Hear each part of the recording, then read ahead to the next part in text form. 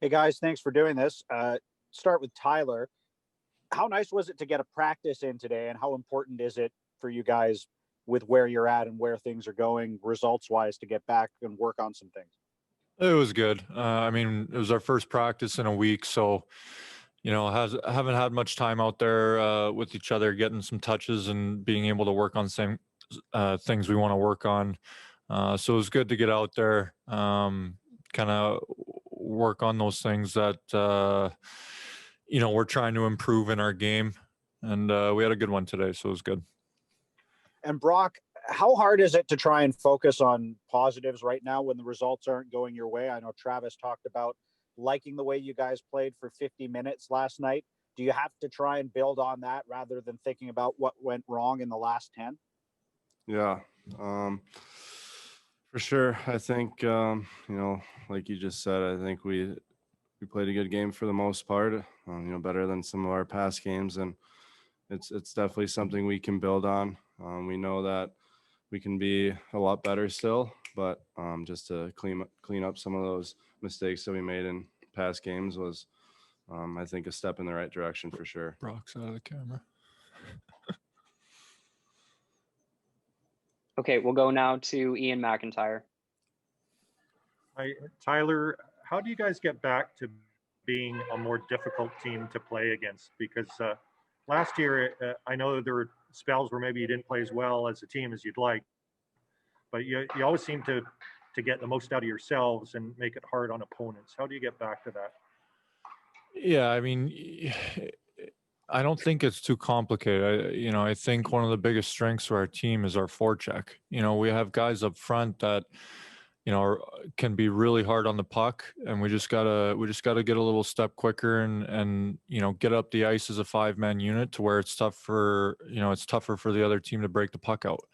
So, I think if we just get a little, a step quicker, with all 5 guys, getting on the puck, disrupting what they're trying to do, coming out of their zone, I think it not only gives us more time in the offensive zone, it allows us to spend less time in ours. So, we got to work on our strengths, and I really do think we have a great forechecking team, and we have to get back to that. I know when you talk about a team identity, that's kind of an open-ended question. It's open to interpretation, but do you feel like right now you're struggling to recover your identity, get back to what you were? I mean, you take a look at last game, it's definitely not the result we wanted, and there's some things to improve on, but we all think it was a step in the right direction of getting back to that identity you're referring to. It was a better game than the game before, especially. And we just have to keep building on that. There's some things we definitely can clean up, but it's a step in the right direction. We need to build off of it and come out even better in the next game. Thank you. Yeah. We'll take our next question from Jeff Patterson.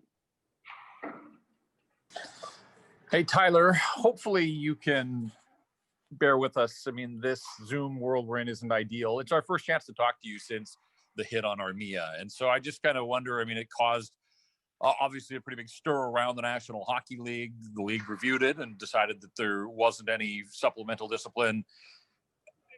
I mean, you've thrown lots of hits in your time. Was that just another body check, or how did you view that hit and that play? I thought it was a completely clean hit. I think you can make the argument that it was maybe a little unnecessary given the status of the game and the time of the game, but that's the reason I said yes last night to Eddie. A lot of respect for Eddie for doing what he did, and had no intent to hurt Yoel, and